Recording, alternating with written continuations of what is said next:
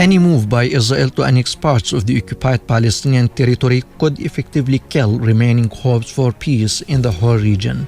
But why is the Jordan Valley so important? What would annexation mean, and who would it affect?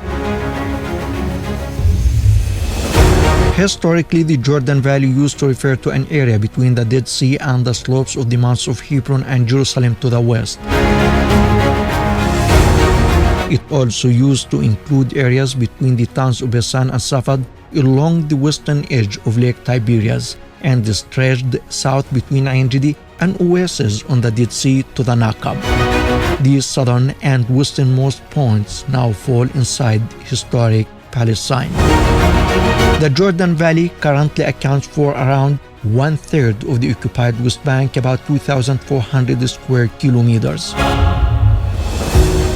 In January, United States President Donald Trump declared his plan, known as the Deal of the Century, which he proposed for Israel to claim about a third of the occupied West Bank in exchange for the recognition of a dismembered Palestinian state with no control over its borders or space.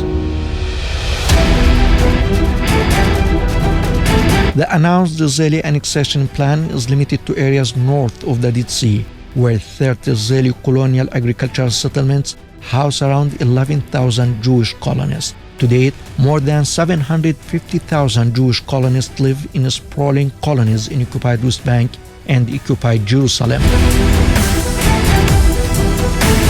The West Bank Jordan Valley is rich in minerals and agricultural soil and is a highly strategic area as it lies along the Jordanian border.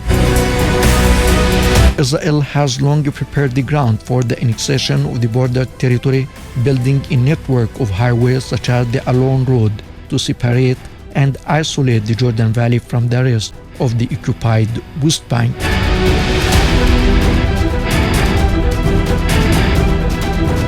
Since World War II, there have been 3 cases of annexation throughout the world.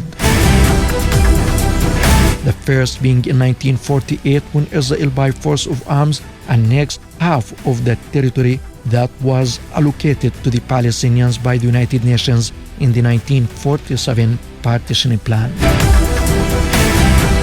That's how Israel ended up controlling 78% instead of 55% of historic Palestine at that time.